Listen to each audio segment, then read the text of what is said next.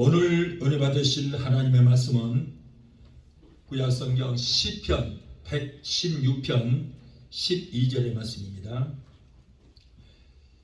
미처 찾지 못하신 분은 앞에 스크린에 나와 있습니다. 시편 116편 12절의 말씀을 우리가 함께 봉독하겠습니다.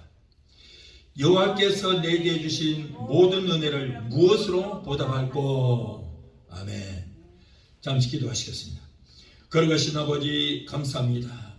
오늘 귀하고 복된 성인을 허락해 주셔서 그리스도의 몸된 교회에 나와서 우리가 마음과 뜻과 정성을 다하여 예배 드릴 수 있도록 은혜 주신 하나님 감사합니다. 오늘도 부족하고 어린 자 어서 오셨습니다. 하나님 감히 하나님의 말씀을 두렵고 떨기를 마음으로 태어납니다. 성령께서 종의 입술에 기름부시 넘치게 하시고 말씀 가운데서 하나님의 세미한 음성이 들려지게 하시고 말씀 가운데서 하나님을 만나는 귀한 시간 되게 도와주시옵소서. 예배를 회방하는 악한 원수마귀를 멸하주시고 오직 성령께서만 이 시간을 주관하시고 하나님 영광 받으시고 높임 받아 주옵소서. 예수 이름으로 감사하며 기도합나이다. 아멘.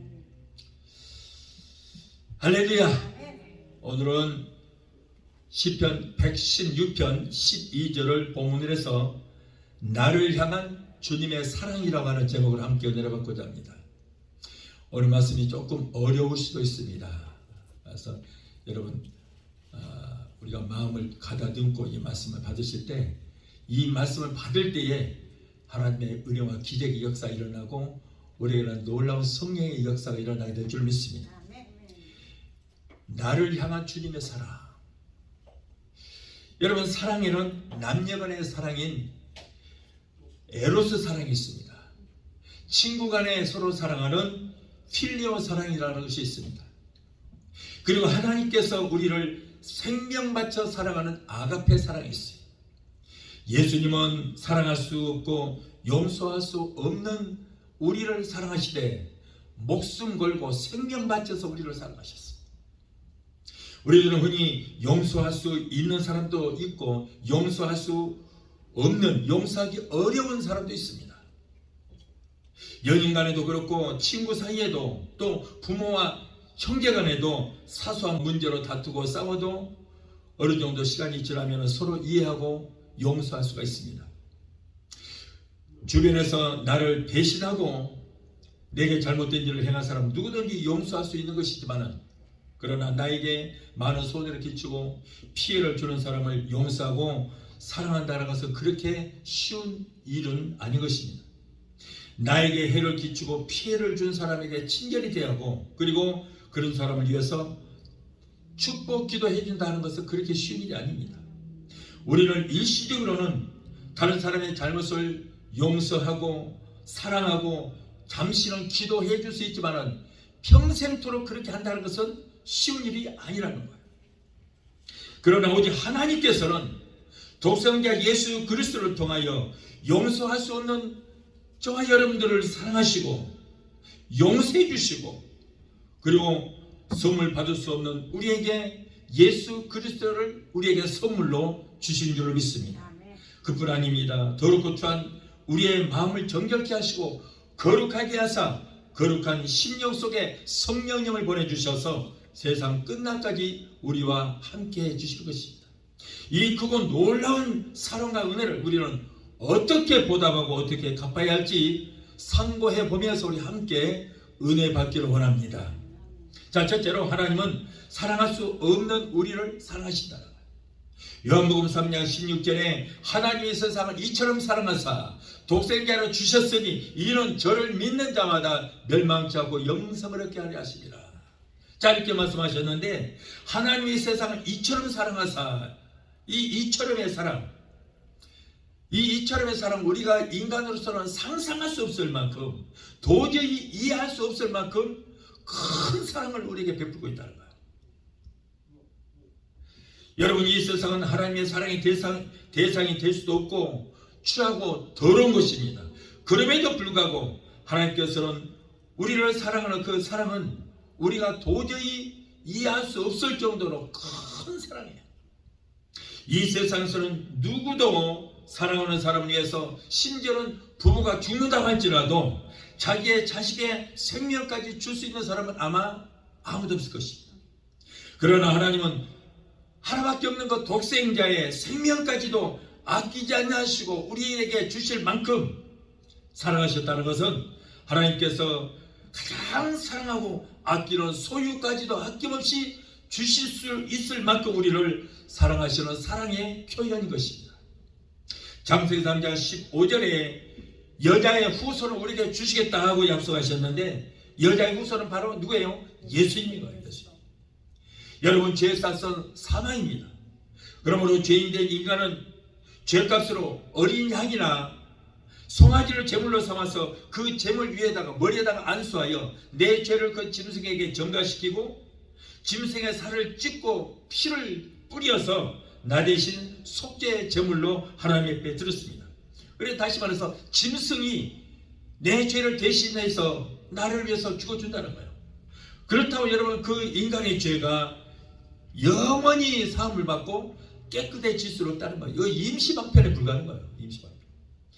또 그렇게 제물을 드렸을지라도 죄를 지면 또 바쳐야 되고, 똑같은 아담의 혈통으로 태어난 인간은 누구나 죄인의 후손입니다.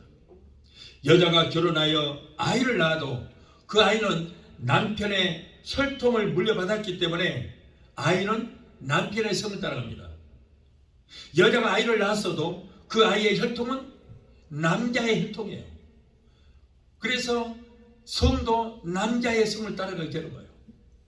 아이의 아버지는 그 아이의 종자가 되고, 그리고 아이의 엄마는 밭이 되기 때문에 인류의 조상인 아담의 후손은 모두가 아담이 죄인의 신분으로 원죄라고 하는 것을 가지고 태어났어요. 그러니 하나님께서는 우리를 사랑하시고 불쌍히 여기셔서 우리의 죄의 문제를 해결해 줘야 되겠는데, 그러기 위해서는 죄 없는 누군가가 우리의 죄의 물음을 해줘야 되는 거예요. 여러분, 그런데 인간의 죄 물음을 하기 위해서는 짐승을 할 수 없습니다. 사람이라야 사람의 죄 물음을 할 수 있어요.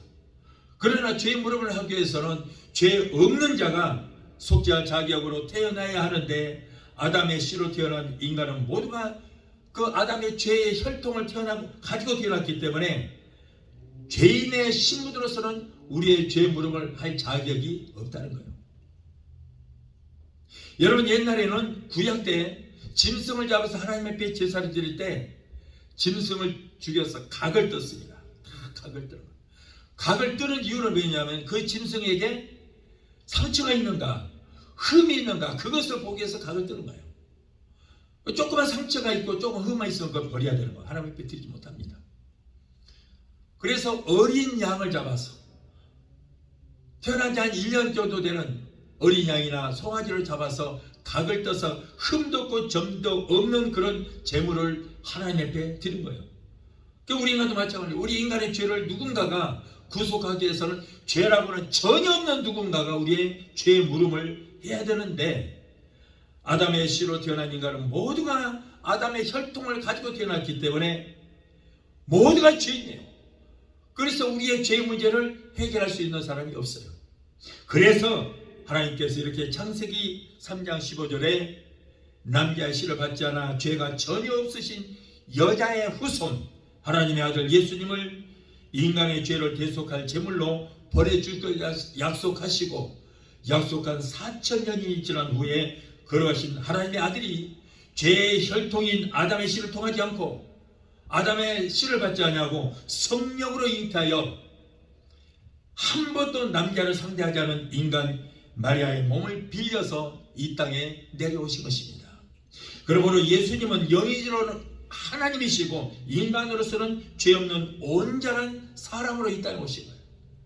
로마서 3장 10절에는 의로운 남남이 하나도 없다고 했습니다. 아담의 혈통을 타고 모태를 통해서 태어난 모든 인간은 아빠의 그 혈통을 통해서 태어났기 때문에 모두가 원죄라고 하는 그 죄를 가지고 죄인의 신분으로 태어났어요. 이러한 원죄에서 속량함을 받는 것은 오직 뭐예요? 예수 믿는 길밖에 없다는 거예요. 여러분, 우리가 천국 가고 지옥 가는 것은 날마다 짓는 자범죄 때문에 우리가 천국 못 가고 지옥 가는 것이 아니에요. 예수 믿지 않고 원죄에서 속량함을 받지 못했기 때문에 그래서 지옥 형벌을 받게 되는 겁니다. 요한복음 16장 9절에 죄에 대하여라 하면 나를 믿지 아니하며 그랬어요. 여러분, 예수를 믿지 않은 것이 죄예요. 원죄를 가지고 태어난 죄인의 신분으로 태어났기 때문에요. 갓 태어난 아기가 자범죄를 짓지 않았어요. 나보고 싸우지도 않았고 도둑질도 않았습니다. 남을 미워하지도 않았어요. 시기 질투도 하지 않았습니다. 그게 바로 자범죄인데 그런 죄는 없어요. 그러나 아빠의 혈통을 가지고 태어났기 때문에 이 아이는 뭘 가지고 나왔어요? 이 원죄라고 하는 것을 가지고 태어난 거예요. 엄마의 태를 통해서 의왕하고 태어나자마자 이 아이는 원죄라고 하는 것을 그 아버지의 혈통을 타고 태어났기 때문에 그걸 가지고 나온 거예요. 그러므로 이 아이도 어떻게 해야 돼요? 원죄에서 사함을 받기 위해서는 이 아이도 예수를 믿어야만 원죄에서 사함을 받을 수 있다. 오늘날 많은 사람들이 그렇습니다. 원죄라고 생각하지 않고 사람들이 행동으로 짓는 죄만 죄라고 여겨요. 그래서 이 아이가 태어나자마자 무슨 죄를 지었느냐 하지만은 자범죄는 가지고 갖지 않았지만 그러나 아빠의 혈통을 통해서 태어났기 때문에 원죄라고 하는 것을 가지고 태어난 거예요. 그러므로 이 아이도 예수를 믿어야 됩니다. 유교를 만든 공자도, 불교를 만든 석가모니도, 이슬람교를 만든 모하메드도 도덕적으로는 깨끗할지 모르겠지만은 그러나 태어날 때부터 남자의 씨를 통해서 아담으로부터 전이되온 원죄를 가지고 태어났기 때문에 그들도 모두가 다 죄인으로 태어난 것입니다. 그러므로 예수 그리스도의 피 흘리신 예수를 믿어야만 그들도 원죄에서 사심을 받게 되고 그리고 영원히 구원을 받아서 천국을 소유할 수 있게 되는 것입니다. 오직 여자의 후손으로 신 하나님의 아들 예수만이 하나님의 한 의가 되시고 하나님의 미랄이 되시는 것입니다. 그런데 우리는 바로 이 예수를 아버지 하나님으로부터 선물로 받았어요. 예수님이 이 땅에 오셔서 우리의 모든 죄를 다 담당하셨습니다. 베드로전서 2장 24절에 친히 나무에 달려 그 몸으로 우리 죄를 담당하셨다 그랬어요. 여자의 후손 한 의로우신 예수님께서 우리의 모든 죄악물을 다 담당하신 줄로 믿습니다. 그러므로 원죄에서 사심을 받아 천국에 가기 위해서는 머리에 저주의 가시관을 쓰신 예수를 믿어야만 원죄에서 사심을 받아서 우리는 천국 갈 자격이 주어지게 된 줄로 믿습니다. 갈라디아서 3장 13절에 그리스도께서 우리를 위하여 저주를 받은 바 되사 그랬어요. 우리를 위하여 저주를 받은 바 되사. 하나님께서 천지 만물을 창조하시고 모든 창조물들을 그 소유권을 아담에게 주셨습니다. 자, 그런데 아담이 무슨 죄를 지었어요? 자신이 하나님이 되고자 하는 죄를 지은 거예요. 사탄이 이 선악과를 따먹으면 너도 눈이 밝아져서 하나님처럼 될 것이다. 그래서 그 말을 듣고 자기가 하나님이 되고자 하여 선악과를 따먹고 오늘날 같으면 뉴에이지라는 죄를 범하게 된 거예요. 그래서 그 아담을 위해서 지음받은 모든 창조물들이 다 저주를 받게 됐어요.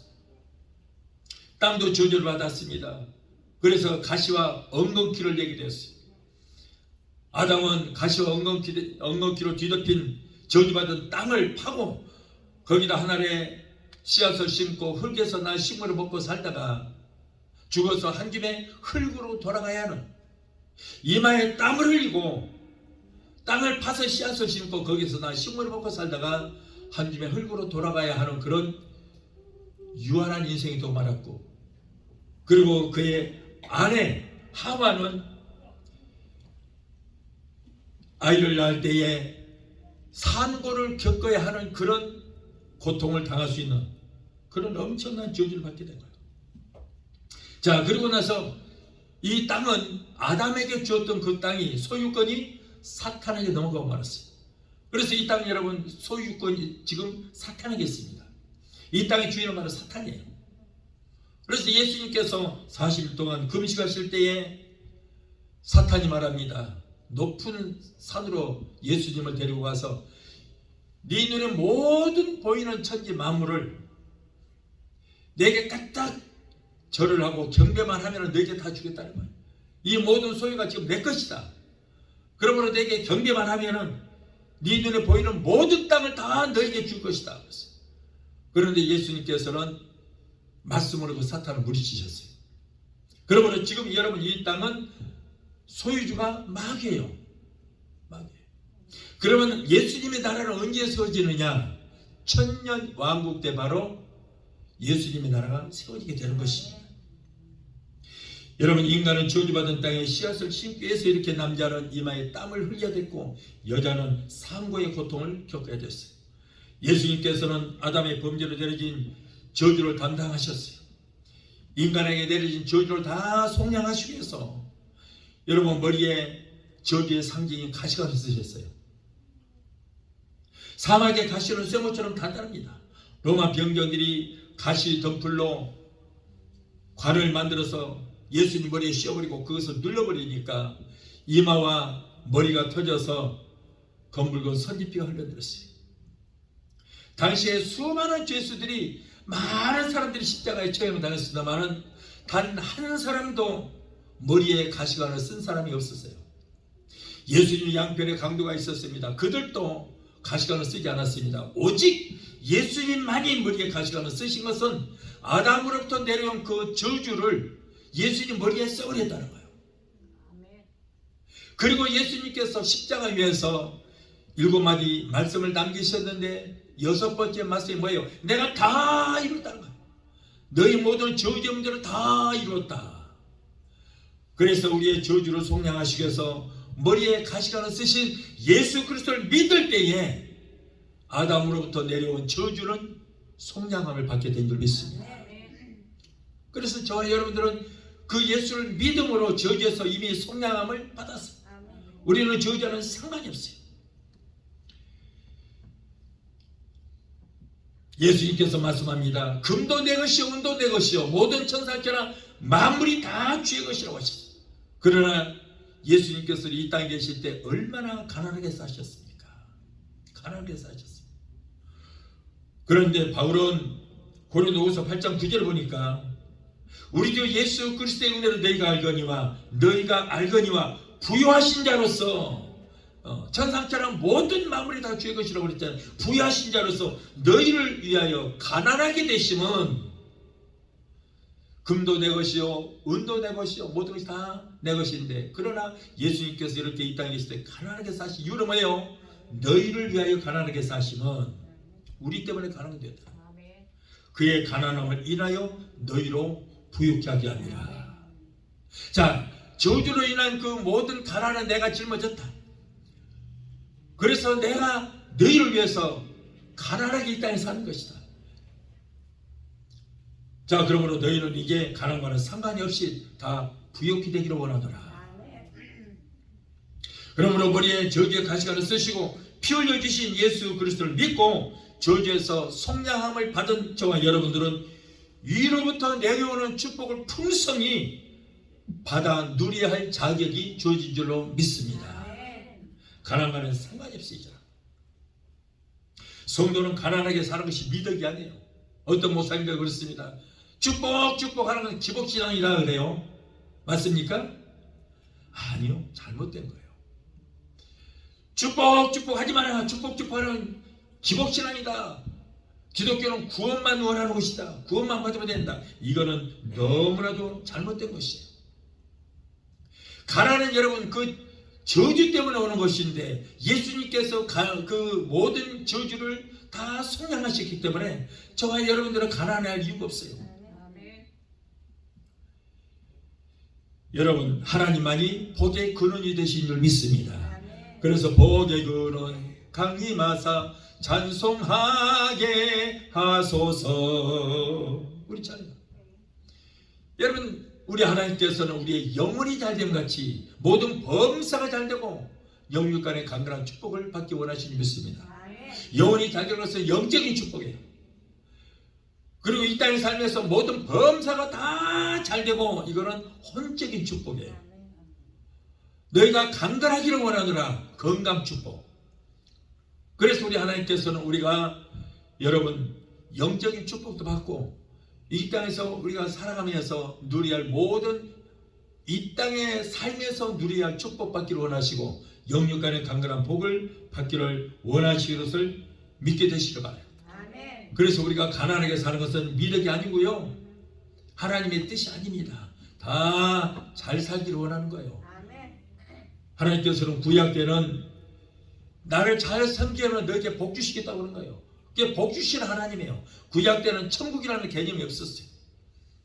구원받고 천국 간다는 개념이 없이 하나님 잘 섬기면 이 땅에서 누릴 복을 받기를 원하셨다는 거예요.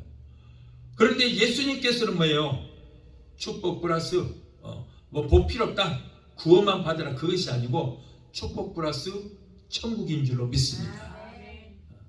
그래서 영혼이 잘된 같이 이 땅에 살면서 행하는 모든 범사가 다 잘되고 영육간의 강건한 복을 받기를 원하노라 그랬어요. 그래서 우리는 여러분 하나님의 자녀된 저와 여러분들은 하나님의 복을 받아서 남에게 꾸어질전정 꾸임을 받지 않고 사는 것이 하나님의 뜻이라는 거예요. 여러분 미국은 230년 역사밖에 되지 않습니다. 겨우 230년밖에 되지 않은 역사도 없는 나라예요. 그런데 하나님 말씀으로 이 나라를 세웠기 때문에 하나님께서 하늘문을 여시고 이 나라에 복을 주시니까 아까 말씀대로 세상 어디를 가든지 머리가 되고 꼴이 되지 않고 위에만 있고 아래에 있지 않는 복을 주셨어요. 그래서 여러분 5,000년 이상 된 나라들을 다 다스리고 파수꾼의 나라로 경찰의 나라로 하나님께서 이 나라를 세워주신 거예요. 여러분 이렇게 하나님께서 복을 주시면 누구도 여러분 이 미국이라는 나라를 건들 수가 없게 되는 것입니다. 중국이 까불지 마라. 감히 하나님께서 지키시던 나라를 그들이 건드려 보는데 여러분 하나님께서 가만두지 않습니다. 우리 개인도 마찬가지예요. 하나님을 믿는 자녀들은 어디를 가든지 머리가 되고 꼴이 되지 않고 위에 있고 아래에 있지 않은 그런 복을 이미 주신 줄 믿습니다. 다 자들. 그래서 여러분 예수 믿는 나라 치고 못 사는 나라 없습니다.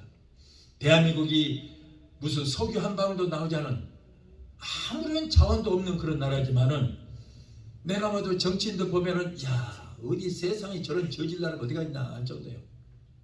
그럼에도 불구하고 여러분 지금 경제적으로 세계 10위권이라고 하지만은 그러나 여러분 지금 군사적으로 모든 면을 봤을 때 3위, 4위 정도 되고 있어요. 왜 그렇습니까? 나라를 위해서 기도하는 자들이 있기 때문에. 그래서 하나님께서 복을 더하여 주신 줄 믿습니다. 그러므로 우리도 여러분 개인들도 하나님을 잘 섬기면 저주의 가시관을 쓰신 예수 이 모든 저주의 문제를 다 이뤘다고 선포하신 예수를 믿으면 우리는 저주에서 속량함을 받아서 무엇을 하든지 잘 되는 역사가 있게 될 줄 믿습니다. 여러분의 비즈니스도 지금은 힘이 미약하지만 하나님께서 복을 주심으로 창대케 되고 그리고 하나님의 기업이 되는 그런 축복을 받게 될 줄로 믿습니다. 신명기 28장 12절에 여호와께서 너를 위하여 하늘의 아름다운 보고를 여시사 네 땅에 때에 따라서 비를 내리시고 너의 손을 하는 모든 일에 복을 주시리니 네가 많은 민족에게 꾸어줄지라도 너는 꾸임을 받지 않을 것이오 라고 했어요. 여러분 이 말씀 믿고 아멘 하는 자가 성경에 기록된 모든 복을 받게 될 줄로 믿습니다. 아멘. 아이고 그 소리 듣고 아멘 안 하다가 아멘 하는 사람 속 보이지만 그래도 하나님이 복을 주십니다. 할렐루야. 여러분 복은 기도만 한다고 복 주는 거 아니에요. 어떤 사람들은 그냥 골방에 앉아서 주여 복 주시옵소서 그런다고 복덩어리가 하늘에서 뚝뚝 떨어지기만 바른 사람들은 평생 못 살아요. 여기에 보니까 네가 손을 하는 모든 일에 복을 주신다고 그랬어요. 내가 땀을 흘리고 일할 때 내 땀방울 한 방울 한 방울이 복이 되는 거예요. 내가 손으로 하는 일에 복을 주시는 거예요. 기도만 한다고 되는 거 아니에요. 행함이 없는 믿음은 죽은 믿음이라고 그랬어요. 기도하면서 내가 행할 때에 하나님께서 모든 범사가 잘 될 수 있도록 복에 복을 더하여 주시게 될 줄 믿습니다. 신명기 28장에 보면은 하나님의 말씀은 삶 같고 행할 때에 들어가도 복을 받고 나가도 복을 받고 너희 발걸음이 닿는 곳마다 복을 주시고 우리 양의 새끼가 복을 받을 것이고 네가 손으로 하는 모든 일에 복을 주실 것이라고 그랬어요. 그러므로 이제는 저와 여러분들은 가난과는 상관이 없습니다. 가난이 미덕이라고요? 여러분 우리가 하나님의 복받는 자들입니다. 그런데 가난이 무슨 미덕입니까? 여러분 가난은 미덕입니다. 축복 하지 마십시오. 그 기복신앙입니다 라고 말하는 사람들은 강대상승을 외치지만 뒤에 가서는 주여 복 주시옵소서 내 자녀들 잘되게 복 주시옵소서 우리 교회 복 주시옵소서 숨어서는 그런 기도하고 있어요. 속보이잖아요. 다 그래요 다. 그러면서도 성도들한테는 축복 좀 하지 마라. 여러분 우리는 이미 하늘나라를 소유하고 있어요. 할렐루야. 이미 우리는 구원은 받았고 하늘나라는 우리는 소유하고 있고 우리에게서 예수님께서 머리에 가시를 쓰심으로 저주는 물러갔습니다. 그러므로 복받을 자격이 있어요. 그러므로 복을 구하시기 바라요. 가라는 것은 우리에게 절대 미덕이 아닙니다. 그러므로 이제 여러분들 입술로 권세 있는 입술로 가라나 나는 너와는 상관이 없다. 우리 가정과 나의 비즈니스와 나의 직장과 모든 가족과 자녀들에서 예수 이름으로 갈지어다. 명예에서 쫓게 되시기 바랍니다. 가난은 상관이 없어요. 가난이 미덕이라고 믿는 사람들은 평생 가난하게 삽니다. 난 밥 먹을 때 죽도 못 먹어요. 그러나 여러분 가난은 나하고는 상관이 없다. 이제는 나는 복받은 자다. 복의 거룩 되신 하나님이 내 아버지다. 그러므로 가난은 물러가라 외치는 사람들은 너무 축복을 받아서 여러분 다이어트 하느라고 땀 뻘뻘 흘리게 될 줄 믿습니다. 저 인도에 가면요 빈부격차가 가장 심한 나라가 인도예요. 그런데 그 힌두교 믿는 사람들은 그렇게 못 살아요. 저주를 받아서 못 살아요. 말로 상상할 수 없어요. 말로 수 없어요. 거적대기 하나 걸쳐놓고 거기서 애들은 왜 그렇게 많이 낳는지 몰라요. 바글바글해요. 그런데 살아요. 아주 병아리 새끼처럼 바글바글해요. 그렇게 가난하게 사는데 또 한편에 한쪽 가면은 너무너무 부자예요. 빈부격차가 세계에서 가장 심한 나라가 여러분 인도예요. 그런데 그 부자 동네 가면은 거기는 찬송가 소리가 들려요. 예수 믿는 사람들 거기. 예수 믿는 사람들. 그러니까 교회에서 여러분 아이들을 다 교회에서 학교도 보내주고 그리고 말씀으로 그들에게 소망을 심어주고 열심히 일을 하게 되고 그러다 보니까 축복을 받아서 여러분 미국에서 볼 수 없는 최고의 차들만 타고 다니고 집들이 수백억짜리 집들이 들었었어요. 그 동네가 따로 있습니다. 그래요. 그렇게 빈부격차 많아요. 그래서 힌두교에서 다 믿는 사람들은 찌질이도 가난하고 길 하나 사이에 거기에 또 기독교인들이 사는 데는 너무너무 부유해요. 이런 차별이 있습니다. 그들에게 왜 이렇게 복이 됐어요? 바로 하나님을 믿기 때문에 하나님께서 하늘을 여시고 손으로 하는 모든 일에 복을 주시기 때문에 그렇게 되는 것입니다. 그러므로 이제는 우리는 가난과는 상관이 없다고 믿고 복을 구하는 자에게 하나님께서 우리가 기도하는 대로 또 내가 손으로 하는 모든 일을 복을 주셔서 쌓을 것이 없도록 채워주시게 될 줄로 믿습니다.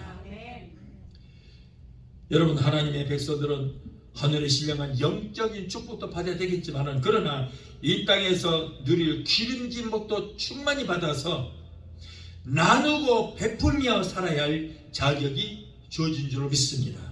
예수님께서는 우리의 죄값인 사망을 없이게 해서 죽으셨고 장사를 치른 바 되었다가 3일 만에 부활하셨어요. 예수님의 부활은 우리의 죄값이 완전히 청산되어 의롭게 되었다는 증거인 것입니다. 공자나 맹자나 석가모니, 모하메드 이런 사람들은 무덤이 있습니다. 엄청난 돈을 들여서 그 무덤을 잘 보러 갔어요. 그러나 예수님께서는 무덤에서 부활하셨기 때문에 무덤이 없어 빈 무덤만 있습니다. 예수님은 부활하셨기 때문에 제사날이 없어요. 부활절만 있습니다. 예수님은 죽으셨다가 부활하셔서 40일 동안 이 땅에 계시다가 승천하셔서 그를 믿는 자들에게 영생을 주셨고 천국 가는 길이 되어 주신 것입니다. 그러므로 예수님께서는 내가 곧 천국 가는 길이요 진리요 생명이니 나로 말미암지 않고서는 하나님 나라에 결단코 갈 자 없으리라고 했어요. 그러면 우리를 위해서 죽으셨다가 부활하신 예수를 믿으면 어떻게 될까?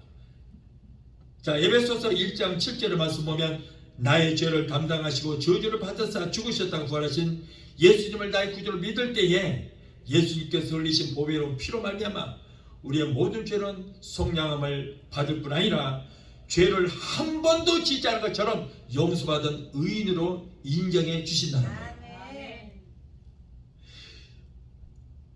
여러분, 우리의 죄 때문에 죽으셨다가 부활하신 예수 그리스도만이 우리의 죄를 용서할 수 있는 능력이 있는데, 이러한 사실을 믿는 자만이 영원히 구원을 받아서 천국을 소유하게 될 줄 믿습니다. 그리스도의 피로 죄를 용서함을 받은 성도는 하나님과 화평을 이루게 된 거예요.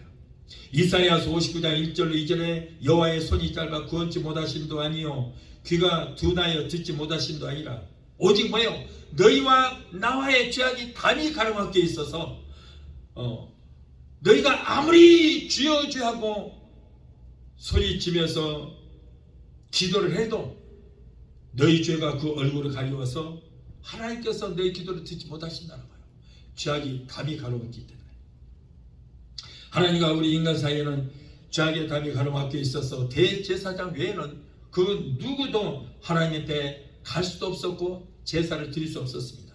그러나 예수님께서 우리의 죄값을 십자가에서 청산하시고 내가 다 이뤘다라고 선포하실 때에 죄악의 담이 무너져 우리는 하나님을 직접 만날 수 있게 되었고 원수되었던 하나님과 우리의 관계가 화평케 되는, 그래서 우리가 하나님 앞에 나올 수 있는 이런 역사가 이루어지게 되는 거예요.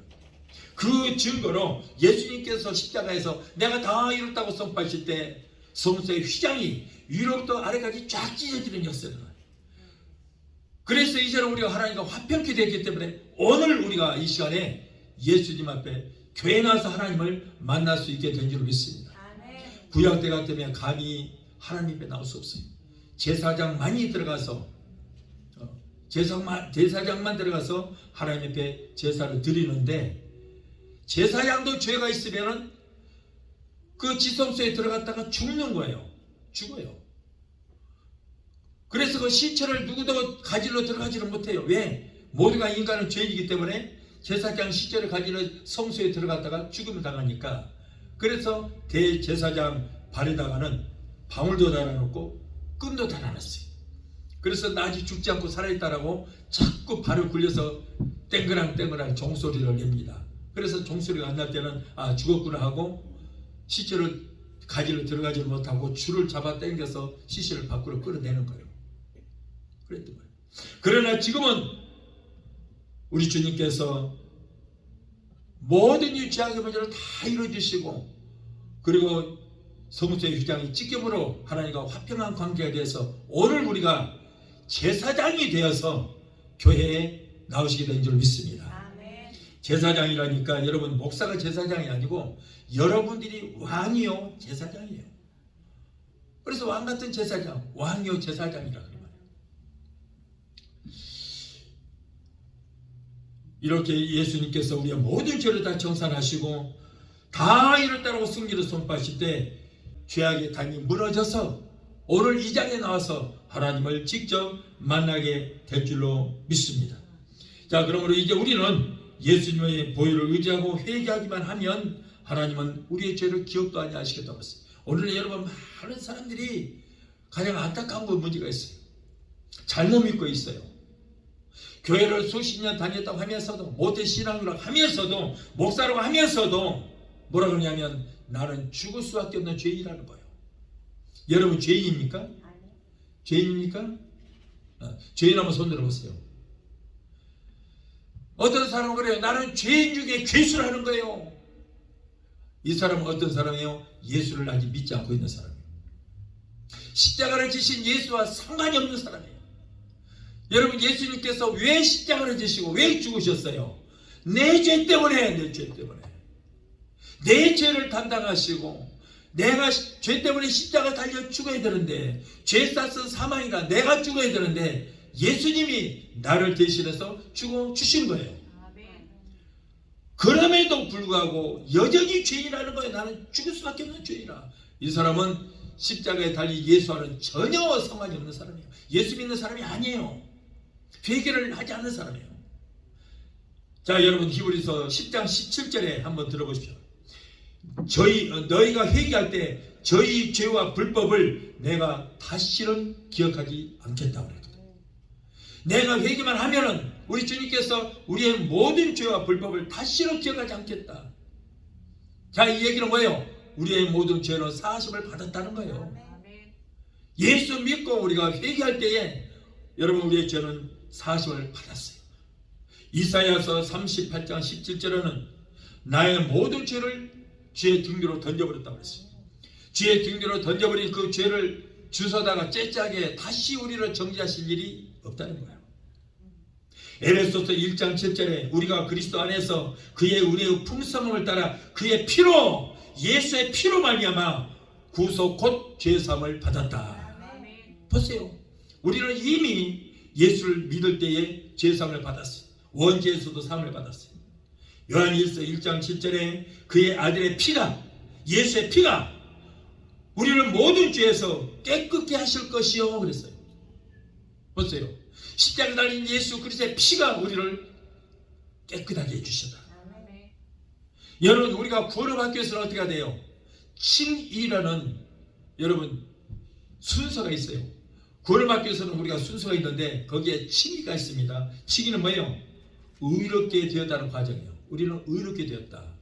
그래서 구원 받으려면 칭의가 있어야 되는데 그 뜻은 뭐예요? 우리가 이미 의롭게 되었다는 거예요. 로마서 4장 5절에 그리스도를 믿음으로 의롭게 여기신다 그랬거든요. 그리스도를 믿음으로 우리는 죄가 아니고 의롭게 되었다는 거예요. 로마서 4장 25절에 우리를 의롭게 하기 위하여 살아나셨다. 죽으셨다가 부활하신 이유는 뭐예요? 우리를 의롭게 하기 위해서 부활하셨다는 거예요.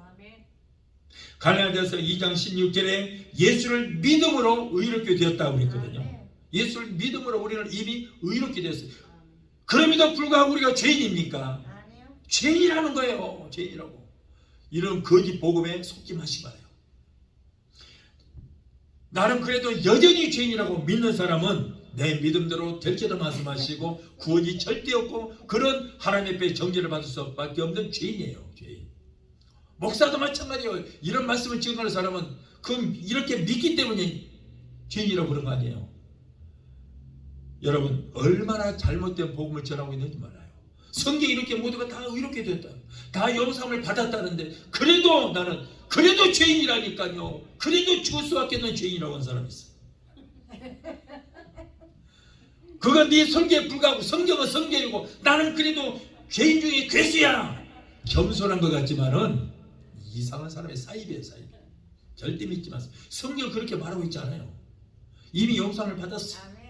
여러분, 천국은 누가 갑니까? 의인이 가는 거예요. 그런데 의인은 없나니 하나도 없어요. 그럼 우리 천국 못 가느냐? 아니요, 용서받은 의인이 가는 것이 바로 천국인 줄 믿습니다. 그러므로 나는 죄사함을 받은 하나님의 자녀다라고 외치시 바라요. 만약에 내가 아직도 죄인의 신분이라면 하나님을 아버지라고 부를 수 없습니다. 어떻게 감히 죄인이 하나님을, 거룩하신 하나님을 아버지라고 부를 수 있고 예수를 주라 시인할 수 있습니까? 그건 잘못된 거예요. 한번 회개한 죄는 두 번 다시 그러므로 들춰내서 괴로워하지 마시기 바라요. 그런 말에 속지 마시기 바랍니다. 절대 구원받지 못합니다. 죄인이 내 믿음대로 될 줄을 말씀하는데 나는 여전히 죄인이라면 그 영혼이 어떻게 구원받아 천국 가요? 천국 못 가는 거예요. 예수의 죽음에 헛되고 마는 거예요. 저와 여러분들은 부족하지만은 그러나 예수를 믿음과 동시에 원죄에서 사심을 받게 된 줄 믿습니다. 여러분, 자범죄 때문에 천국 못 가는 거 아니에요. 자범죄를 회개만 하면은 하나님이 우리의 죄를 기억지도 아니하시겠다고 그랬어요. 그런데 무슨 죄 때문에 우리가 천국 못 가느냐? 원죄 때문에, 아담으로부터 내려온 그 원죄 때문에 천국 못 가는 거예요. 그런데 그 원죄 때문에 머리에 가시가 쓰신 예수 그리스도를 믿음으로 원죄에서 저와 여러분들을 깨끗하게 사함을 받으신 줄 믿습니다. 그래서 우리는 천국에 갈 수 있고 천국 갈 수 있는 자격이 주어지게 된 줄로 믿습니다. 그래서 이 원죄는 여러분 회개도 소용없어요. 예수를 안 믿으면서 회개봐야 소용없어요. 그냥 예수만 믿으면 되는 거예요. 예수만 믿으면 원죄에서 우리를 원죄를 속량하시기 위해서 십자가에 달려 죽으시고 부활하신 예수를 믿음으로 원죄에서 사심을 받고 우리는 천국을 소유할 수 있게 된 줄로 믿으시기 바랍니다. 그래서 여러분, 한 번 회개한 죄는 두 번 대신 생각하지 마십시오. 내 죄를, 불법과 죄를 기억지도 아니하시겠다고 그랬는데 하나님, 내가 저번에 그런 죄 지었잖아요. 네가 무슨 죄를 지었어? 이런 죄 지었잖아요. 저번에 회개했지만 그래도 지금도 여전히 죄인이라고 생각이 드네요. 나는 기억지도 않아. 네가 무슨 죄를 지었는지 나 알지도 못해. 하나님 이러시거든. 그런데도 자꾸 들잖아. 누가 그래요? 내 안에 있는 양심이 내 안에 있으니까 내 편을 들어줘야 돼. 내 편이 아니에요. 자꾸 하나님의 편 정지하는 거예요. 너 이러면 귀신이 야, 거룩한 척 하지 마. 너희를 언제 이런 죄를 지었잖아. 그거 회개했는데도 자꾸 마귀가 속삭이니까 여전히 또 고통스럽고 괴로워하는 거예요. 여러분, 이미 우리의 죄는 하나님이 기억지도 아니하신다는 것을 꼭 믿게 되시길 바랍니다. 사람은 서로 사랑하고 허물 있는 사람도 용서하고 더불어 살아갈 수 있습니다. 원수까지도 사랑하고 그 사람을 위해서 기도해 준다는 것은 인간으로서는 도저히 불가능한 일입니다. 그러나 하나님께서는 원수에게 있던 우리를 예수님을 통해서 영원히 사랑해 주신 것입니다. 많은 사람들이 내게 와서 목사님, 하나님이 나를 버리신 것 같아요. 하나님이 나를 떠나신 것 같아요. 너무 괴로워요. 고통스러워요. 하나님이 나와는 상관이 없는 것 같아요. 그러나 여러분, 우리가 분명히 알아야 될 것이죠. 우리가 하나님을 떠나지 않은 한은 하나님은 결코 우리를 버리시거나 우리를 떠나지 않습니다. 절대 우리를 버리지 않으시고, 내가 하나님의 손을 잡고 있는 한은 하나님은 절대 내 손을 놓지 않습니다. 문제는 뭐냐? 내가 하나님의 손을 놓고 내가 떠나니까 그때부터 하나님은 나를 버리시는 거예요. 내가 하나님을 떠나지 않은 한은 결단코 버리지 아니하시고 세상 끝날까지 내가도 항상 함께 있으려 맞습니다. 그러나 여러분, 하나님을 내가 버리면 하나님은 가차없이 따라버려요. 역대하 15장 2절에 너희가 나를 찾으면 나를 만난 바 되려니와 너희가 나를 버리면 나도 너희를 버리리라고 했어요. 역대하 24장 20절에 너희가 나를 버렸으므로 나도 너희를 버려둬라. 보세요. 하나님 우리를 버리는 것이 아니고 내가 하나님을 버리기 때문에 하나님도 나를 버려버린 거예요. 여러분, 이 말씀을 듣는 여러분, 하나님을 떠난 여러분들 속히 돌아가시기 바라요. 하나님께서는 여러분 7번씩 7번이라도 용서하시고 지금도 여러분을 맞이할 준비를 하고 계실 것입니다.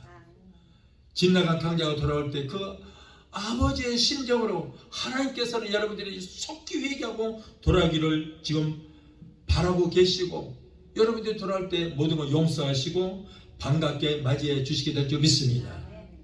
시편 49편 15절에 여인이 어찌 그 젖먹는 자식을 잊겠으며 자기 태에서 난 아들을 궁일이 여기지 않겠느냐. 그들은 혹시 잊을지라도 나는 너를 결코 잊지 않겠다. 부모가 내가 잔 자식을 버릴지라도 하나님은 결코 우리를 잊거나 버리지 아니하겠다. 하나님을 떠난 자들도 돌아오기를 기다리고 계시다는 거예요. 여러분, 이런 사랑을 어디에서 누구에게 받아보겠습니까? 도대체 어디에서 이런 사랑을 받아보겠습니까? 여러분, 한국 분들 미국에 와서 살면서 외롭습니까? 외로워하지 마십시오. 하나님은 지금도 여러분들을 이렇게 사랑하고 계시고, 볼지어다 세상 끝날까지 내가 너희와 항상 함께 있으리라고 말씀합니다. 외로워할 필요 없어요. 친구 간의 사랑인 필리오 사랑은 환경 따라 변할 수도 있습니다. 남녀 간의 사랑인 에로스 사랑도 변합니다. 변하면 원수가 되버리고 마는 거예요. 그러나 하나님께서 우리를 대값이 사랑하시는 이 아가페 사랑만큼은 영원히 변함이 없습니다. 제단은 인간이 속죄를 위해서 짐승의 피로 제사 드리는 제단입니다.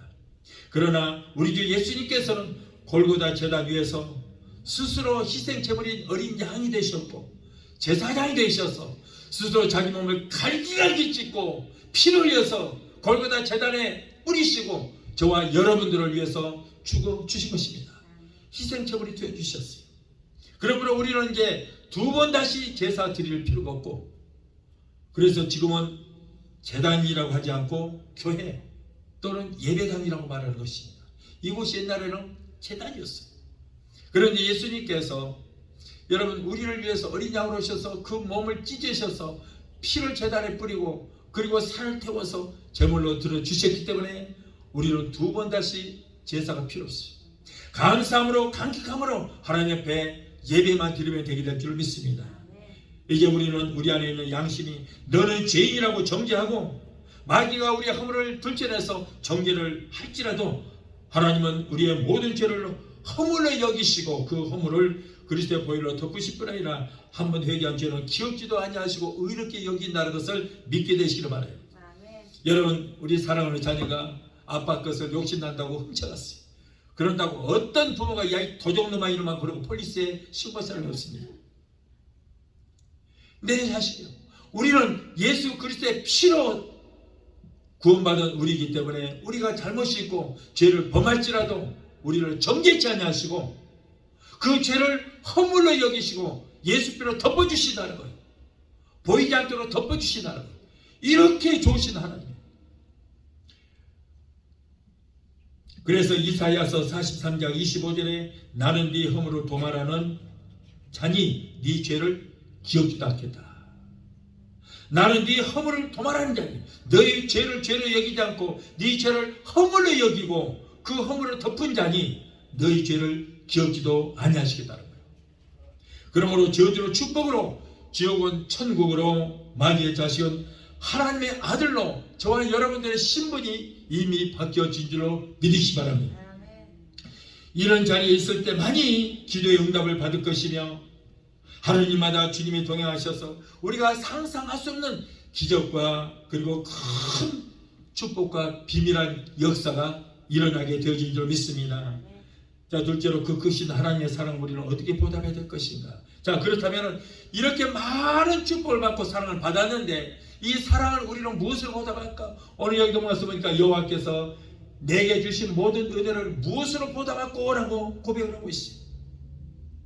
우리는 도저히 감당 못할 은혜와 사랑을 하나님께로부터 받았습니다.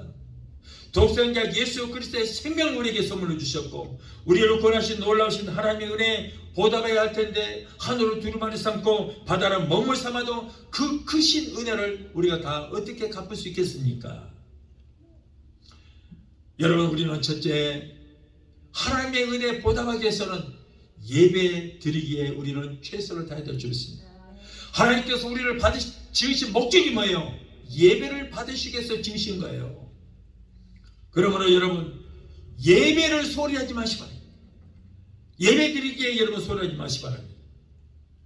하나님의 은혜와 사랑을 생각하면서 신령과 진정으로 예배 드릴 때에 하나님께서 가장 기뻐하신 줄로 믿습니다. 오늘날 장로도 교회를 떠나고 권사도 떠나고 안수집도 떠나고 다 떠나요. 이 말세의 집안이 되니까 마지막 때가 되니까 예수님께서 코로나라는 키로 퀴즈를 한번 해버리니까 쭉정이들은 다 떠났어요. 다 날아갔어요. 키즈라니까. 추수해서 곡식을 넣고 키즈라면 쭉정이 날아가잖아요. 지금이 영적인 추수하고 타작하고 지금은 키즈라는 시대예요. 키즈에서 여러분 그 알곡은 이제 하늘 곳간에 들이기 위해서 키즈라는 시대.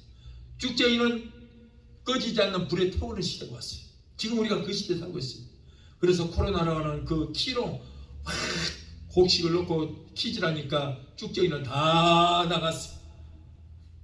믿음 좋은 줄 알았던 잠도도 쭉정이었어. 나갔어요.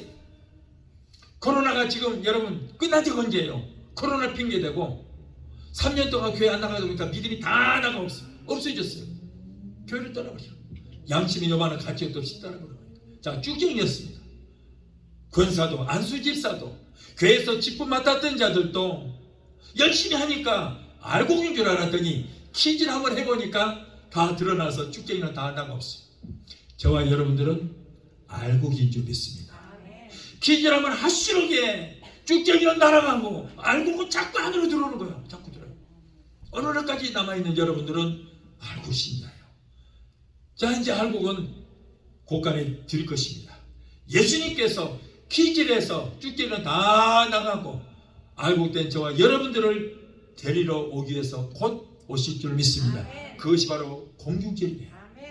주께 소령과 천사장의 소리와 하나님의 나팔로 친히 쫓아 강림하실 때에 죽은 자들이 먼저 일어날 것이고 이 땅에 살아남은 저와 여러분 성령으로 기름집니다. 여러분들은 하늘 곳간에 들기 위해서 여러분들을 데리고 가실 것입니다. 할렐루야. 그때가 너무 가까웠어요. 지금이 바로 그때입니다. 그래서 우리가 모이기에 힘쓰고 예배 드리기에 힘쓰는 저와 여러분이 되어야 되는 거예요. 또한 성경 열왕기상 17장 8절 14절을 보면은 이스라엘 기근이 왔을 때에 엘리야 선지자가 하나님의 명을 받아서 저 사르밧이라는 동네에 과부가 있습니다. 거기 들어가라고 했어요. 그래서 말씀대로 과부의 집에 들어가서 내게 떡 한 조각을 만들어서 먹게 하라 그랬습니다. 그랬더니 과부가 주인이시여, 주님, 우리는 가진 것이 없습니다. 가루통에 가루 한 움큼 있고 그리고 기름 몇 방울 있습니다. 물통에 물 몇 방울 있습니다. 그거밖에 없습니다. 그것으로 떡을 만들어서 내게 갖다 바쳐라. 그리고 남은 것 떡을 만들어서 아들도 주고 너도 먹어라. 그리하면은 가뭄이 끝나고 흉년이 끝날 때까지 기름통에 기름이 떨어지지 않고 그리고 물통에 물이 떨어지지 않고 가루통에 가루가 떨어지지 않을 것이다. 그래서 그 여인이 그것으로 떡을 만들어서 엘리야에게 갖다 바쳤습니다. 자, 그랬더니 맛있게 먹고 축복을 해준 거예요. 결과로 3년 동안 그 가뭄 동안에 다른 사람들은 다 배고파 죽고 못 살겠다가 엉성인데 그 집에는 가루통에 아무리 가루를 떠서 빵을 만들어도 항상 그대로 차 있어요. 기름통에 기름을 아무리 떠서 소모를 해도 기름통에 기름이 가득 차. 물통에 물이 가득 차는 그런 축복의 역사가 있게 되었습니다. 마태복음 14장 18절에 보면 오병이의 기적에 대한 기록이 있습니다. 오병이에 대한 전설이 있는데 어느 가정에 남편은 일찍 병들어 죽었습니다. 그리고 중풍으로 고생하는 어머니가 있고 그리고 반신불수가 되는 어린 아들이 있었습니다. 힘들게 살아갔어요. 그런데 소녀는 불구의 몸으로 그래도 어머니를 봉양하기 위해서 냇가에 가서 고기를 잡는데 겨우 멸치꼬리만한 물고기 2마리를 잡았습니다. 어머니를 갖다 드리니까 어머니가 드시지 않고 그것을 요리를 합니다. 그래서 물고기 2마리와 보리떡 5개를 만들어서 도시락 사주면서 예수님께서 지금 저기서 집회를 한단다. 거기 가서 은혜도 받고 네 병도 고치고 와라. 그래서 어머니가 싸준 도시락을 가지고 현장에 가보니까 이미 사람들은 인산이대로 이루었는데 신유 기도 시간이 끝나버렸어요. 이 아이는 통곡을 합니다. 오늘 신유 기도 시간에 내 병을 고침받을 거라고 믿고 왔는데 이미 신유 시간이 끝났어요. 그래서 소녀는 그날은 포기하고 내일 내가 다시 오리라 생각하고 어머니께서 싸주신 물고기 2마리와 보리떡 5개 그것을 가지고 도시락을 먹으려고 막 하는데 예수님께서 그것을 가져오라는 거예요. 나 지금 배고파 죽겠는데 이것을 먹어야 내가 집에 돌아갈 텐데 이거 큰일이에요. 그러나 이 소녀는 그것을 예수님의 손에 올려드렸더니 예수님께서 손에 얹으시고 하늘을 향해서 축사하시고 떼어서 주는데 아무리 떼어서 줘도 끝없이 장정만 5,000명, 남녀노소 2만여 명의 이상의 사람들이 실컷 배불리 먹고도 남은 찌꺼기가 12광주리가 남는 축복이 일어났어요. 그래서 그 12광주리 12제자들에게 한 방울씩 이고 가자. 그래서 이고 이 소년의 집으로 갔어요. 그래서 그 어머니 실컷 드시게 하고 그의 어머니의 병도 낫고 그리고 소년도 병에서 치료를 받았다는 거예요. 그래서 어머니를 잘 봉양했다라고 하는 그런 말씀이 있습니다. 주님은 우리에게 가져라고 한 것은 가난해서도 아니고 내게 있는 것이 욕심나서 내게 있는 것을 뺏으려고 하는 것이 아니에요. 주님을 드리려고 하는 것은 그 드림으로서 더 큰 은혜를 깨닫고 더 큰 축복을 주시기 위해서 심을 하는 거예요. 그래서 콩 심는데 콩 나고 80인데 판단다. 콩을 하나 심었는데요, 콩을 하나 심으면 하나만 나는 게 아니에요. 하나 심었더니 그 줄기에서 수십 개 내지 수백 개의 콩알이 나오는 거예요. 바로 그겁니다. 그래서 축복해 주시기 위해서 심을 하는 거예요. 그래서 우리 하나님께서 우리를 축복하시되 지극히 작은 것이라도 많이 심으라는 게 아니에요. 지극히 작은 걸 심으라는 거예요. 그것을 가지고 축복하시면 놀라운 축복의 역사가 있겠다는 거예요. 그래서 우리가 무엇을 보다가 할고 그렇게 하라는 거예요. 우리 주님은 큰 것, 많은 것을 요구하는 것이 아니라 지극히 작은 것이라도 정성껏 드릴 때에 우리 하나님께서는 기뻐하신다는 것입니다.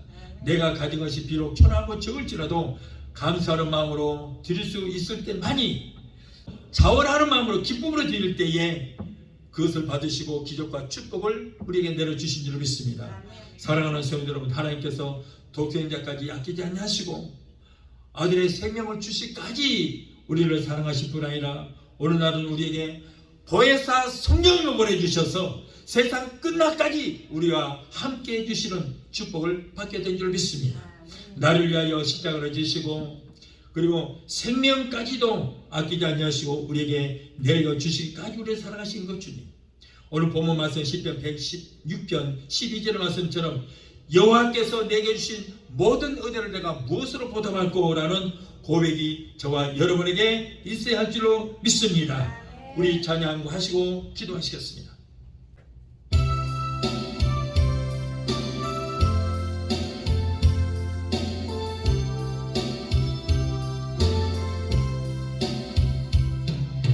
이제 내가 살아도 주 위에 살고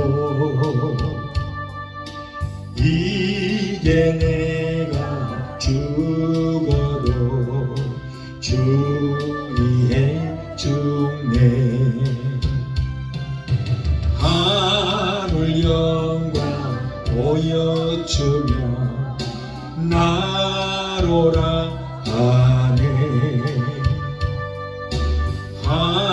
할렐루야 찬송하며 주께 갑니다.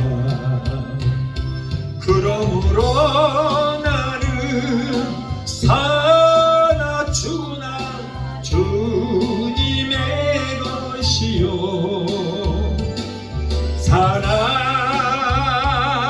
죽으나 사나 죽으나 날 위해 피 흘리신 내 주님의 것이요 이제 내가 떠나도 저 천국 가고 이제 내가 있어도 주 위에 있네. 우리 예수 찬송하며 나는 가겠네. 천군 천사 나팔 불며 마중 나오네.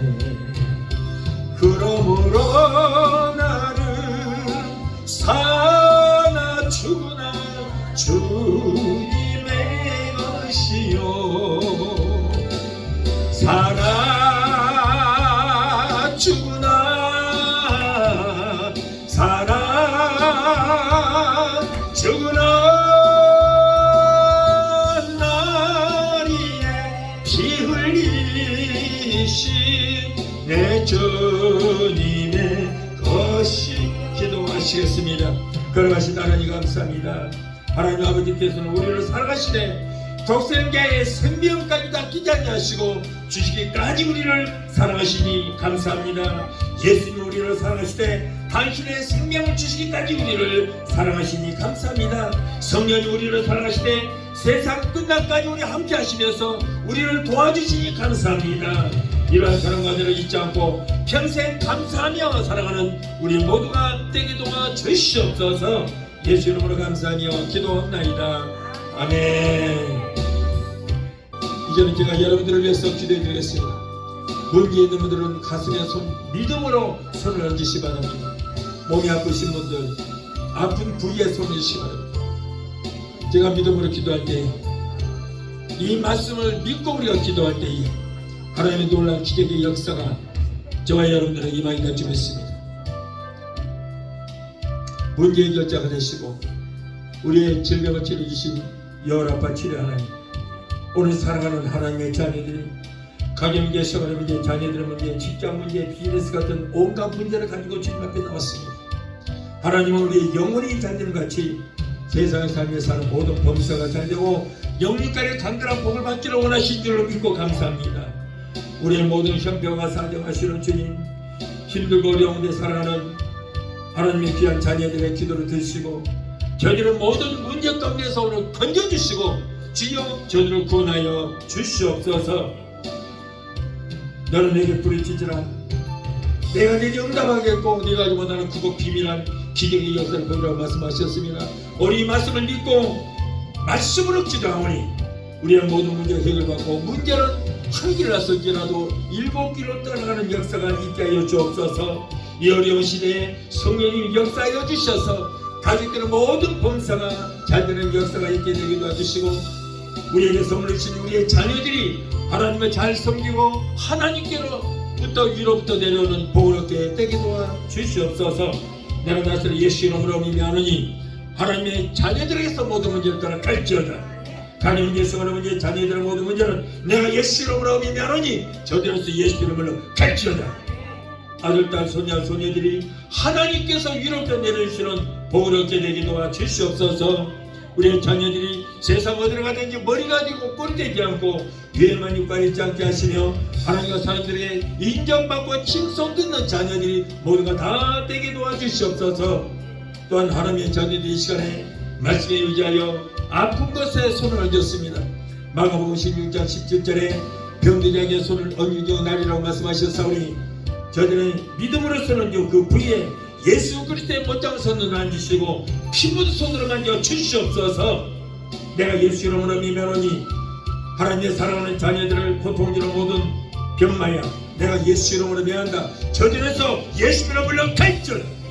신경도 갈리정 류마티스 디스크로 내가 예수 이름으로 명하니 예수 이름으로 저들에서 물러갈지어다. 내가 예수 이름으로 명하니 모든 낭덩어리는 녹아지고 사라지고 소멸되게 될지어다. 죄장암, 위암, 장암, 폐암, 자궁암을 내가 예수 이름으로 열하니 성령의 불로 소멸되게 될지어다. 모든 암의 성령의 불로 그놈부터 말라지게 될지어다. 신부전증, 심근경색, 심장 부정내, 심장염은 내가 예수 이름으로 명하는 예수 이름으로 묶임받고 고침받게 될지어다. 신경성, 위장병, 위염, 위궤양, 소화불량 내가 예수 이름으로 명하니 제대로서 예수 이름으로 갈지어다. 금병 알레르기도 따라갈지어다. 갑상선, 족구뼈, 소화마비, 대사포지, 통풍은 내가 예수 이름으로 명한다.